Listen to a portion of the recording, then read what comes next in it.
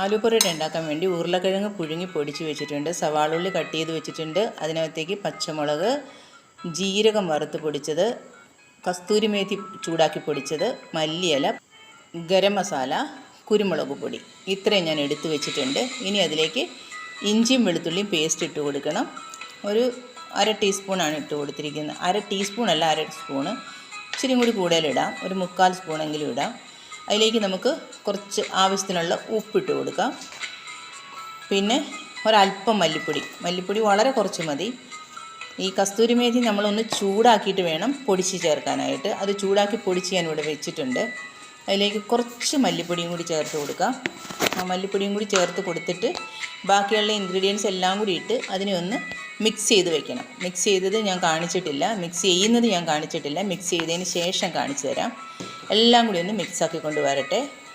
ഈ അംചൂർ പൗഡറാണ് ഇടേണ്ടത്. അതില്ലാത്തതിന് പകരമാണ് നമ്മളിപ്പോൾ ഈ ചെറുനാരങ്ങയുടെ നീര് വളരെ കുറച്ച് മതി, നേരിയ ഒരു പുളിരസം വരാൻ വേണ്ടിയിട്ട് ഒഴിച്ചു കൊടുക്കുന്നത്. അത് കഴിഞ്ഞിട്ട് നമുക്കിതെല്ലാം കൂടി ഒന്ന് മിക്സ് ചെയ്ത് വെക്കാം. എൻ്റെ ഗോതമ്പ് പൊടി കുഴച്ച് വെച്ചിട്ടുണ്ട്, ഒരു 5 ഉരുളയാക്കി മാറ്റിയിട്ടുണ്ട്. അതിനെ നമ്മൾ പൊടി തൂവിയിട്ടാണ് പരത്തുന്നത്.